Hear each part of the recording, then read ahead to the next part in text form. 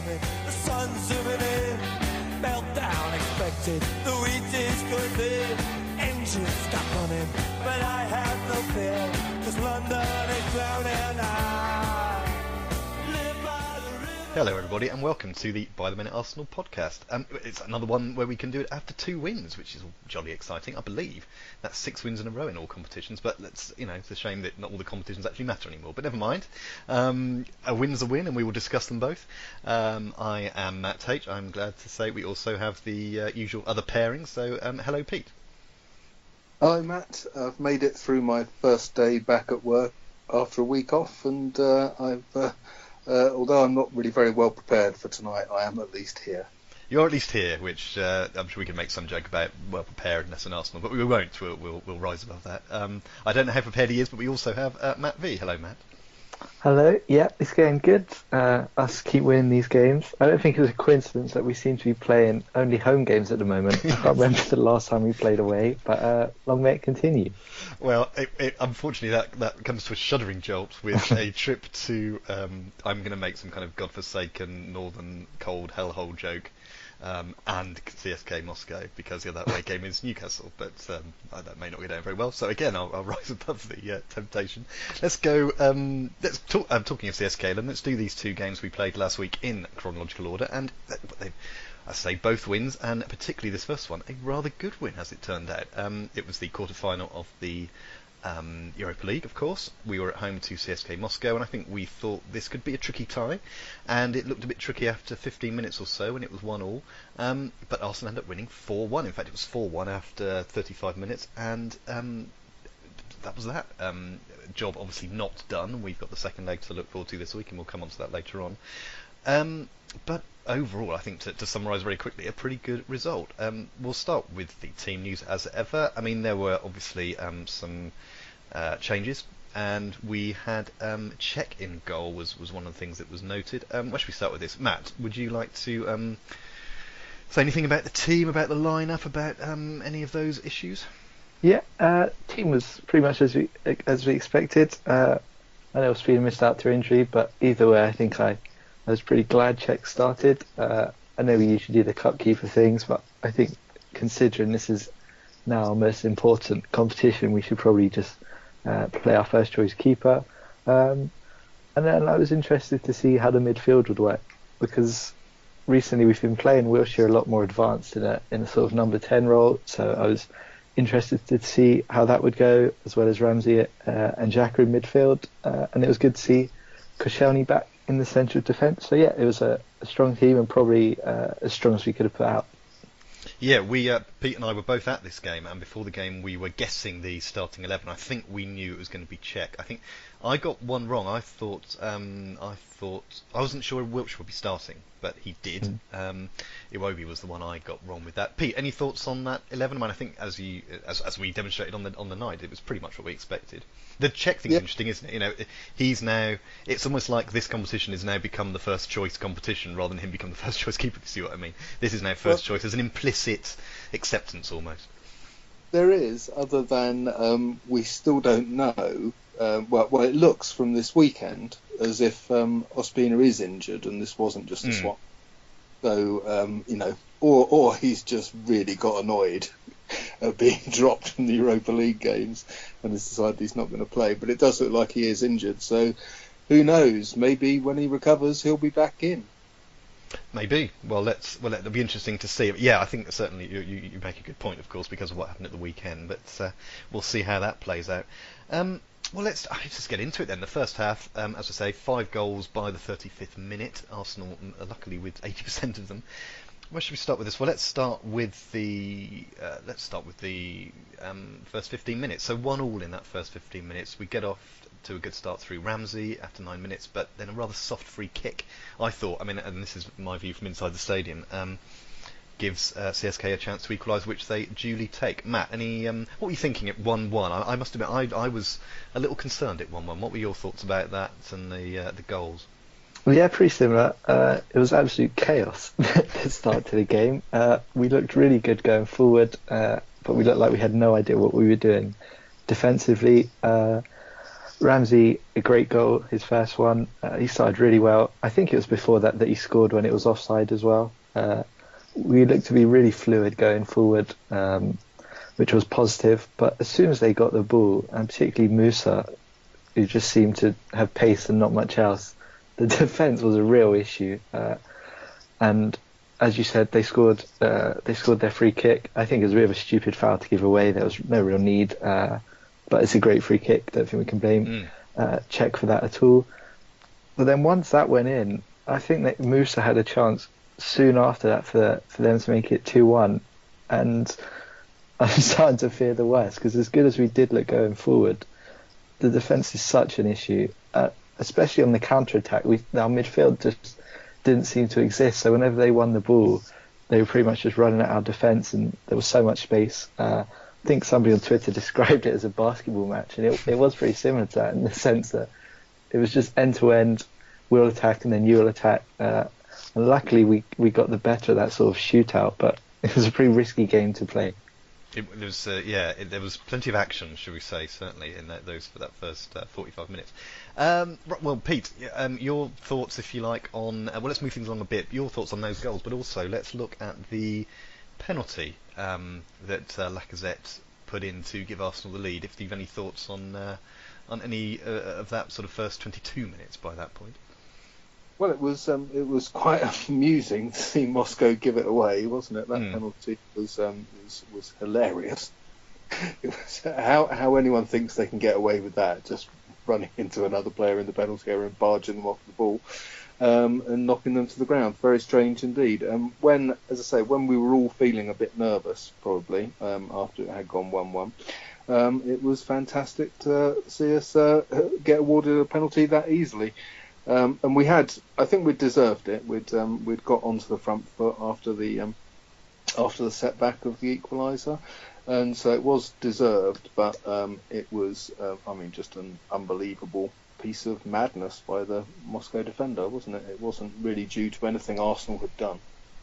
No, it wasn't, but we'll take it. And it was nicely finished by Lacazette, if I remember rightly. Because I was there, weirdly, my notes are less good than they usually are, and that's to say they're not that good normally. So I'm trying to remind myself. One thing I won't need reminding of, and probably the highlight of the night, was Arsenal's third goal, with Ramsey's rather nice finish. Where should we go with that? Pete, do you want to carry on and say anything about that, or indeed Lacazette's goal, which was not quite as spectacular perhaps, but was equally nicely finished? Well, it was really wonderful again that it came only 6 minutes after the penalty, and just totally relaxed the whole stadium, didn't it? And it was a lovely goal, a beautiful ball in from Özil, and then where Ramsey gets these finishes from, I just don't know really. He just seems to be a bit of a goal machine at the moment, doesn't he? Yeah, you can't disagree with that. It was brilliantly taken. Matt, any thoughts on that rather exquisite finish? Yeah, it was an incredible goal. Came from another great Özil pass. I think Özil just seemed to be on a different level really to CSKA. Didn't seem to have any way of stopping him, and he had so much space. And Ramsey made so many good runs forward. Could have had 3 or 4 really across the game, but that was such a great instinctive finish. I think every goal he's scoring has added another 10,000 onto his wage demands for his new contract. But yeah, it was just strange how much space there was for defence and CSK, who have played together for the last 15 years. They didn't seem to have a clue what they were doing. And once we went 4-1 up, it looked like we could score as many as we wanted really. Unfortunately, we weren't able to, but it was a really enjoyable first half to watch. It was, wasn't it? And that takes us nicely to the second half, which I don't think we need to spend much time on. I had a couple of points in general I was going to make. So the second half, we did try again. I think Ramsey hit the post.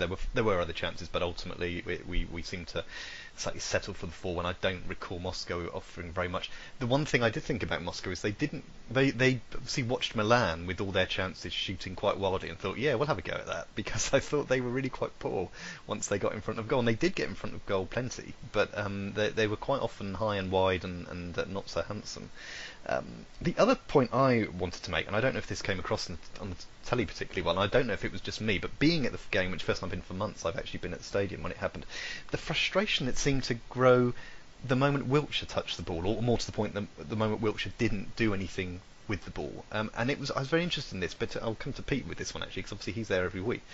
It seemed that the crowd were even at 4-1, even in a very comfortable position, they seemed very quick to get on his back when they deemed that he'd, I don't know, lost the ball when he holding onto it when he should have passed it, or perhaps there was a loose pass, whatever.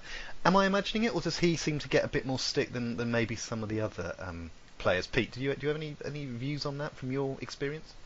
Well, it'll be easier to talk about Wilshere when we talk about the Southampton game, but I think maybe the idea that Jack can do no wrong in the eyes of Arsenal fans is definitely that idea is taking a blow. I don't know, maybe it's something to do with the contract situation, but people are realising his mistakes and are getting frustrated with him, definitely, I think. I mean, maybe not any more than anyone else particularly, and it's just that he's making more mistakes than other people are at the moment when he plays. But I think definitely it's no longer the case that everyone loves Jack because he's 100% committed and 100% Arsenal, and people are getting frustrated when he's not as good as we know he can be. Yeah, well, it's very interesting. For me, it was very noticeable, particularly towards the sort of second half of the game. I thought it was something that really. I thought they doing this for all the players, and it really did just seem to be him, and I thought it was very interesting. Well, Matt, do you have anything else to say about this game? I mean, job's not done yet, obviously, but it's put us in a pretty good position. It has. No, it was a really positive performance. I would still be really concerned if we are to get through, as we probably should, that when we come up against someone like Lazio or Atletico Madrid, the amount of chances we give away, CSKA didn't capitalise on them, Milan didn't capitalise on them, but we were offering some really presentable chances. And I think even in the second half, I think we could have just been a bit more cautious. We were 4-1 up, there was no need to really push, and I think we need to be a lot more careful and savvy going into the next round, if we're able to see it off on Thursday. Yeah, we seem to be. It's quite interesting, isn't it? We seem to be able to do what we need to do in this competition so far. If we can continue that trajectory, as it were, that could be very promising. Pete, anything else to say about this one? Only just to mention that I don't know if it was just me, but I did find it amusing in the second half that Aaron Ramsey seemed to play centre forward the whole way through. Was that just me?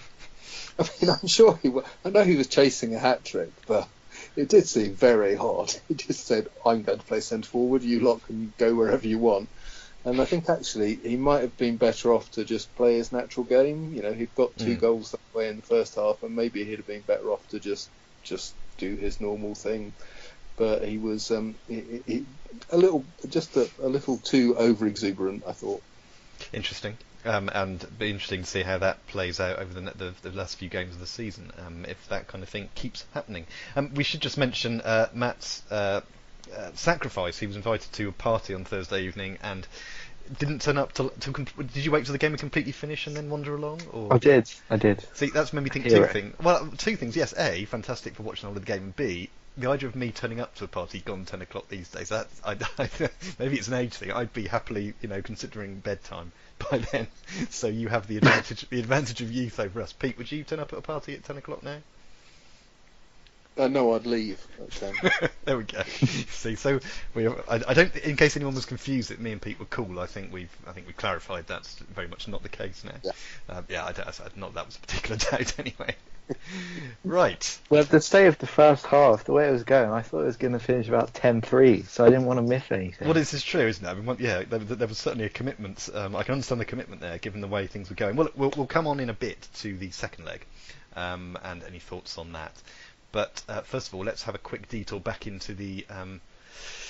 I'm not sure what to call it. Well, I'll say the Premier League. I'll give up thinking of any particular adjectives for it. But our long slog, perhaps, through the Premier League. Although it's become a slightly more pleasant slog recently.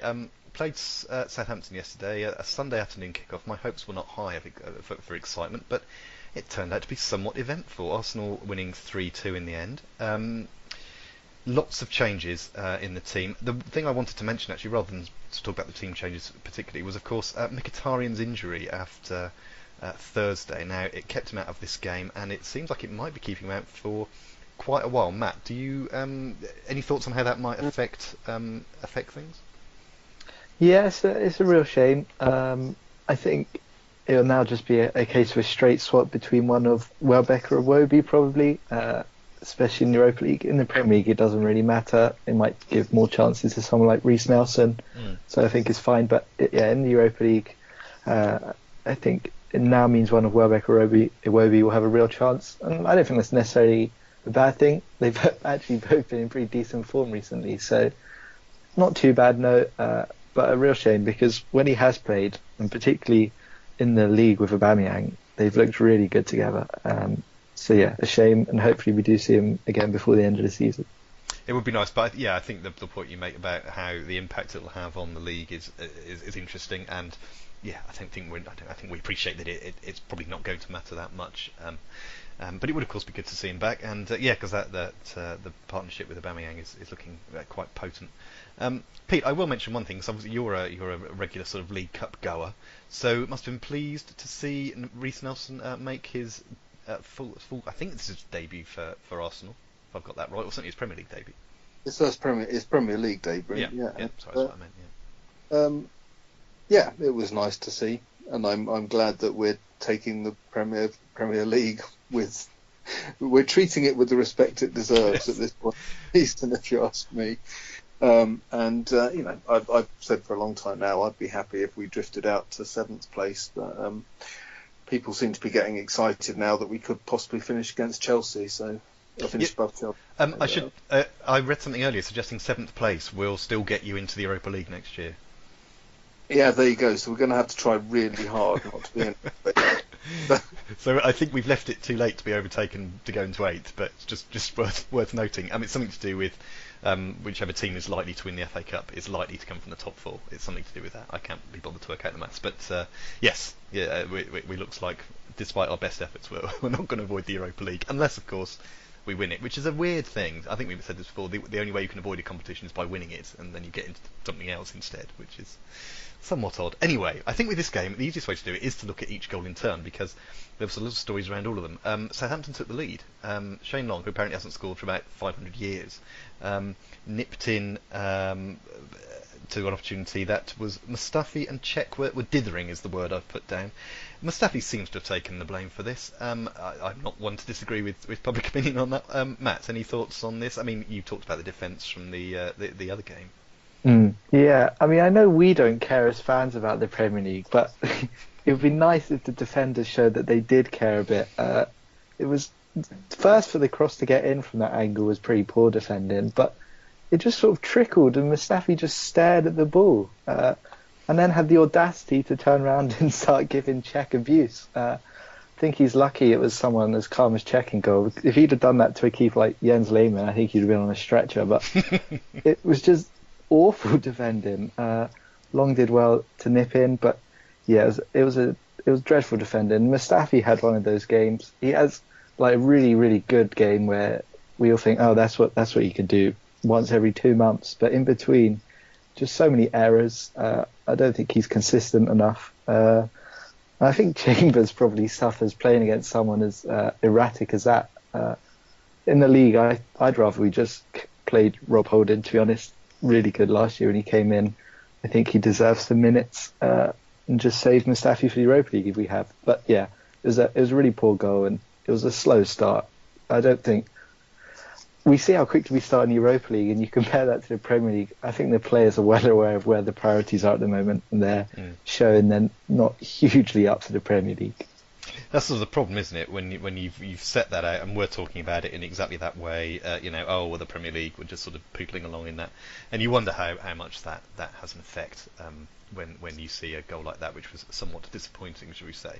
Well, let's move on to Arsenal's reply, which was only 10 minutes or so later.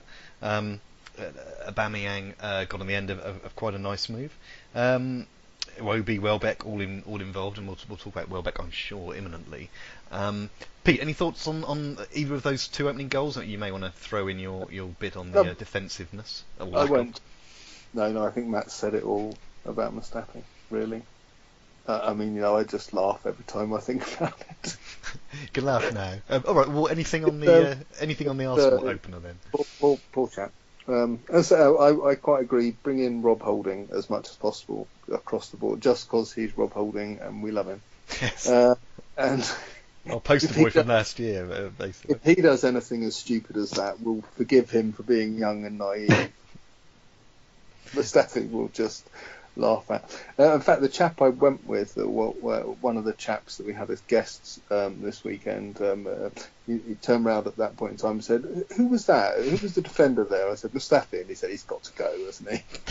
Well, there you go, forthright, and possibly accurate. Well, yeah, I mean, anything more about that? Well, we're glazing over it. We've talked about it, but yeah, the Matt makes the point that Mustafi, you see the occasional flash of quality, and it shouldn't really be that way round. It should be. It's very odd, isn't it? It's disappointing, but we came back in. And the Oba goal, I thought, was remarkable. Partly for a pre-assist from Iwobi, a brilliant touch from Welbeck that put it just the right place for Oba to use what the incredible pace he seems to have over short distances and just be able to beat anyone to a ball and really very calmly slide that into it.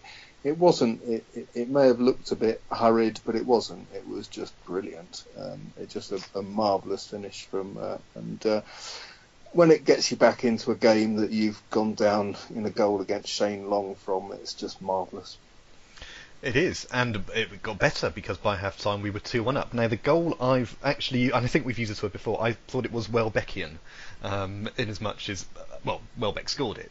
But there was a great mix of real bit of quality with the control and the shot on goal, or getting in position to have the shot.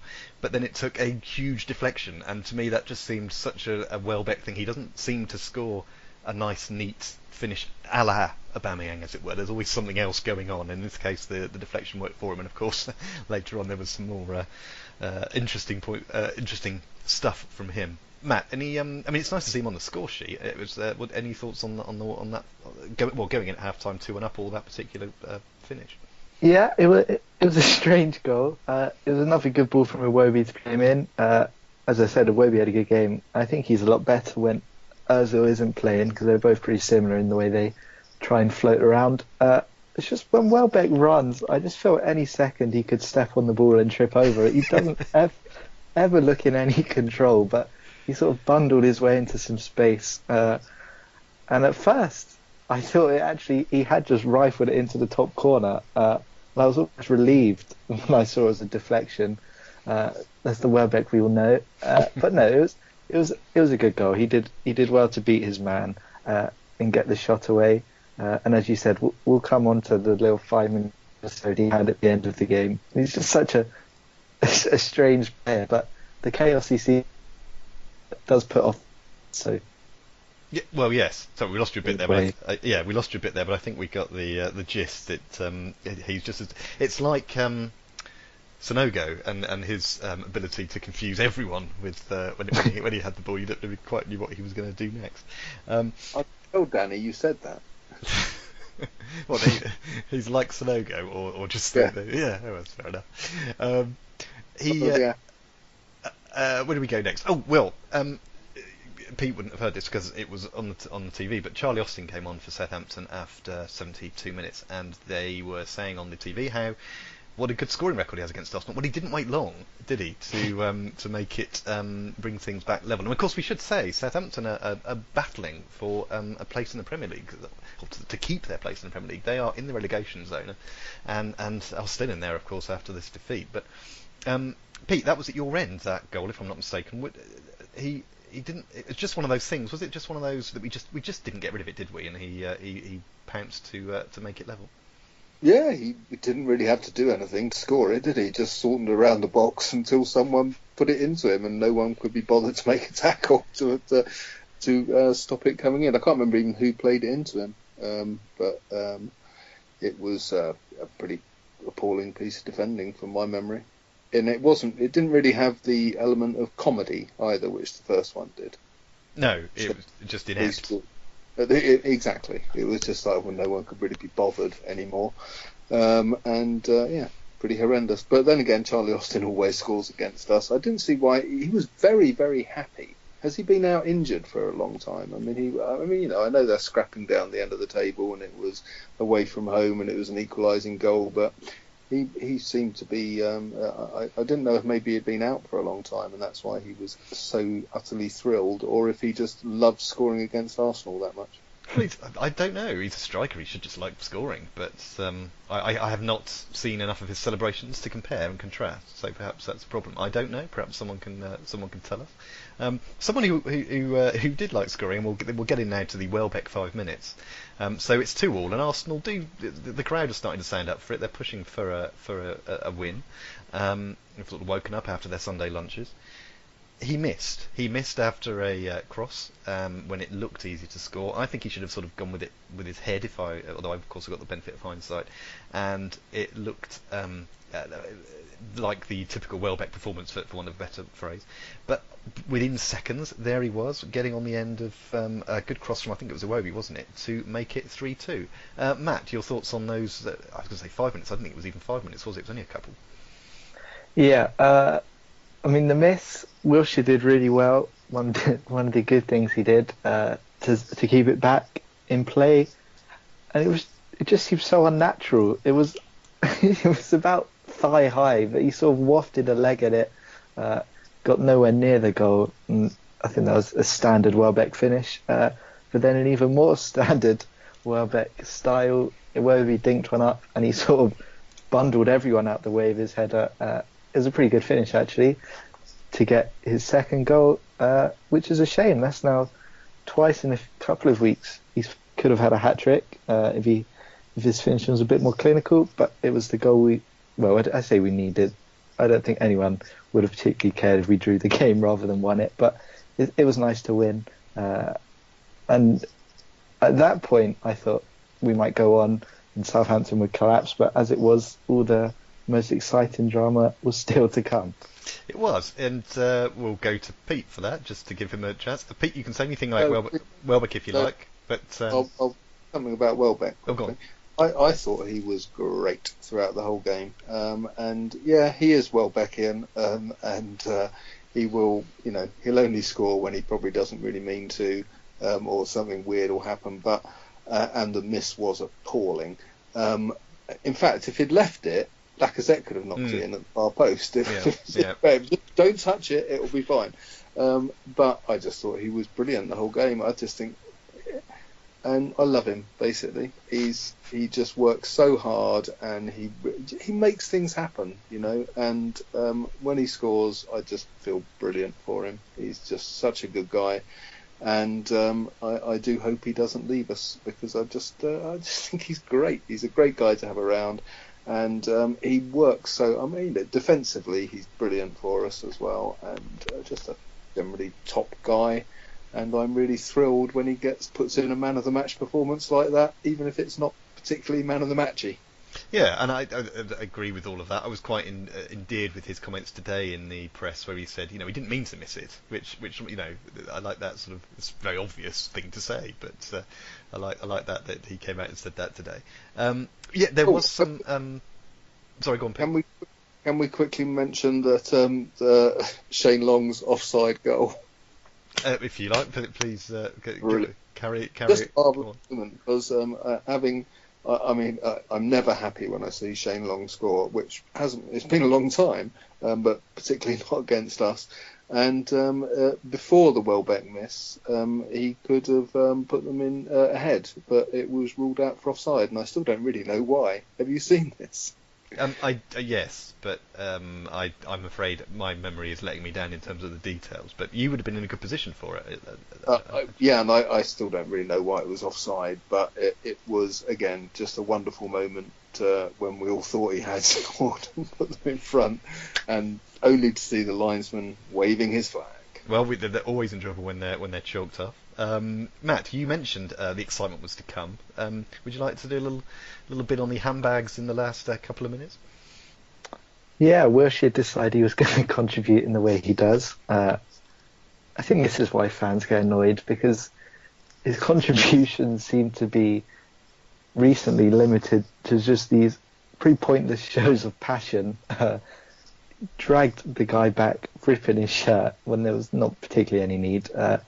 Then got thrown to the ground, which Stevens got sent off for. I don't particularly think Stevens should have been sent off, but El Neni's sending off is possibly the most ridiculous one. I think he was trying to stop it because Southampton were trying to take the free kick a fair way in front of where they should have, so he's just tried to block it. He's then been barged by 3 Southampton players and pushed them back and got himself sent off. I don't know if we're going to appeal it. I don't know if we care enough, but it seemed very soft. But I think, as you said earlier before we recorded, I quite like a show of handbags. Yeah. I like the chaos. I enjoyed it in the Manchester United game when it happens. I enjoyed it in this game too. Yeah. Especially when, Southampton, these games mean a lot. They're fighting for relegation, so you can understand why they're getting frustrated. We're pretty much playing our second team. It doesn't really matter. And I really enjoyed watching Kolasinac wade into a fight and Stevens immediately back off, realising he was up against someone he wasn't going to beat. Yeah, that's the kind of thing I'm sure it's not the only reason he was signed, but it's nice to have an advantage in that sense. We've been going on quite a while about this. We'll and given it was a game we were not hugely bothered about, we should probably think about moving on. But Pete, you mentioned earlier on you thought the Southampton game was when it was worth mentioning Wilshere. Matt's done a little bit there actually. Did you have anything you wanted to add to that, or anything in particular to bring up?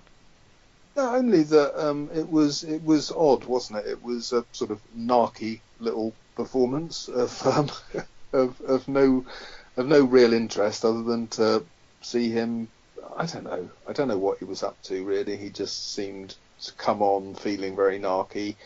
Continued to be very narky throughout the game, and then decided to rip someone's shirt off. And what are you playing at, mate? Don't know if he's trying to prove something, but as I say, it might be something that he thinks himself that's what the fans want to see. And although we all enjoy a bit of amusing handbaggery, Wilshere's performance was just pretty poor, really, wasn't he? I mean, I wouldn't be surprised to see him not play in Moscow after that.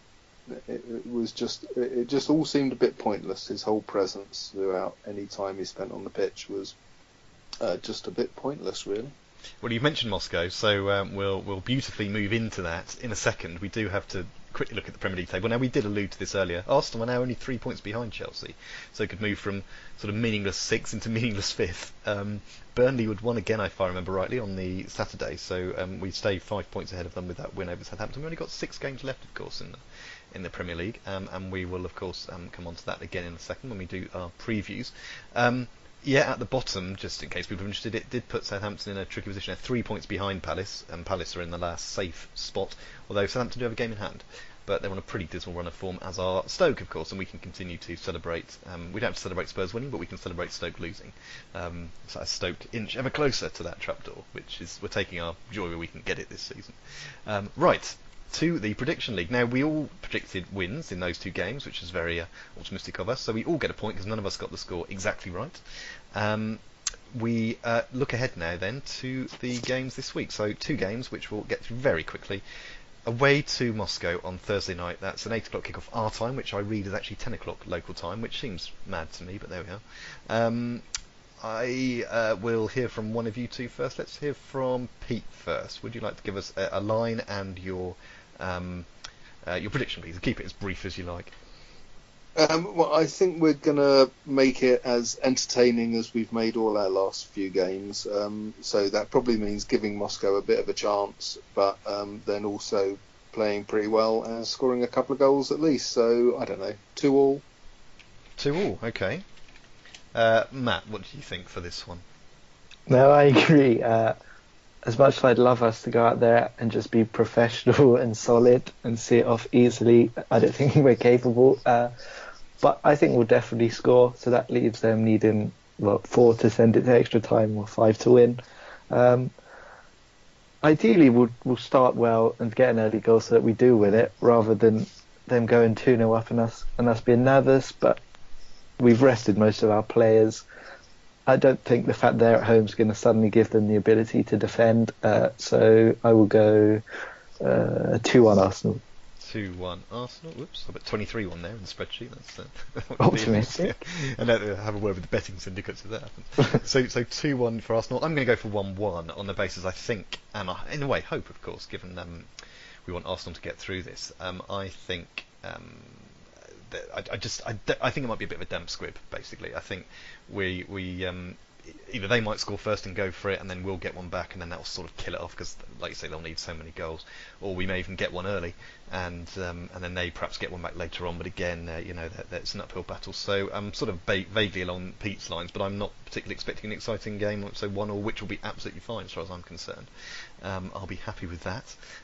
So we've all got us going through. So I won't talk about that now. We'll obviously talk about it next week. But it'll be interesting. By the time we do this next week, will we know the semi-final draw? Yes, we will, won't we?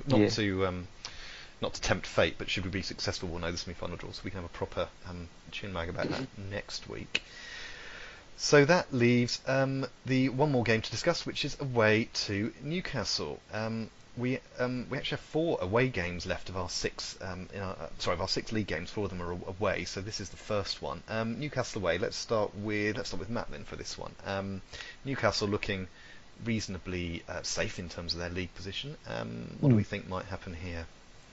Yeah, we have been on good recent form, but as I said earlier, we haven't had to play away for a fair while, especially in the league. Newcastle have been in pretty good form, so they're pretty much safe. I just think it's not a great set of circumstances for us to go away to Newcastle a few days later. It'll be interesting to see what team we do play. Either we're going to go with a weakened team, or we're going to go with a stronger team that's still pretty tired from going to Moscow. So I can't see us winning. I think we might lose. I'll go 2-1 Newcastle. 2-1 Newcastle. Okay. Yeah, I've gone 2-2 on the basis that I think that there is that potential for tiredness and what have you. But it will be, if we can get our strikers firing, I think we can certainly get a couple. And of course, our defence, you just don't know anymore what's going to happen with them. So. Yeah, you wonder how much there will actually be to play for both teams. So 2-2, I think maybe reasonably entertaining, and I'd love us to win, but I think that tiredness is a very interesting factor. So you either end up with a tired team or a slightly less gelling team, a team that hasn't played so much together. So it's terrible English, but you know what I mean. So yeah, basically I'm saying what you were saying. Pete, what are your thoughts on the trip to Newcastle? I think the most interesting thing about it is going to be who plays in that game, because it's going to be shortly after a trip to Moscow. But then we don't have another game for a week afterwards. That's right. So it's going to be an interesting one, isn't it, as to whether, presumably we will freshen things up a bit, but there's also a lot to be said for the fact that, we might also play a lot of people that you wouldn't necessarily expect us to normally. And I think it probably will be a well-rotated team, let's say. So probably, maybe Reece Nelson will get another go, and things like that. But I'm not sure Newcastle care that much. They'll be happy that we're recovering from a trip to Moscow and won't have a lot of time to prepare. I think they'll be up for it and they'll go for it. And when we play against teams like that, we tend to do quite well. So I'm going to go 2-1 Arsenal. So you're going 2-1 Arsenal, Matt's going 2-1 the other way, and I'm going 2-2. There's a vague symmetry to those, which is very nice. Right. Well, thank you very much for that, and I think we are done. So unless anyone else has anything to say, I think we can wrap it up. So, Pete, thank you very much for your time. Thank you very much. It's been a pleasure. Thank you very much. And Matt, thank you for joining us too. Thank you very much. And thank you everyone for listening. I hope you enjoyed. We've gone a little bit longer than planned, but there were 2 wins to discuss, so we're going to make the most of this while we still can. We may have another 2 wins to discuss next week. Who knows? 2 wins and a semi-final to discuss. I'm getting carried away. I should stop there immediately. But thank you for listening, and we will speak to you next week. Take care. Bye bye.